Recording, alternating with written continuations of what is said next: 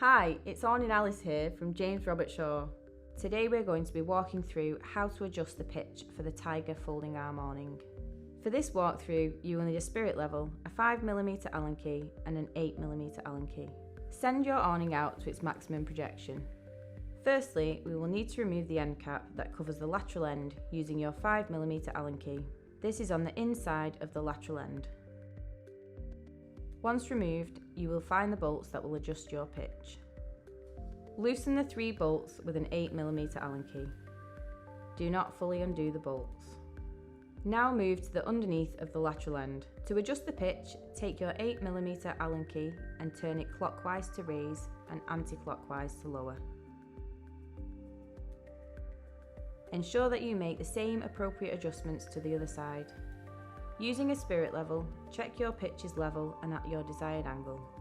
Once you are happy with your pitch, tighten the bolts on the lateral end and reattach the end cap. Thank you for watching this tutorial.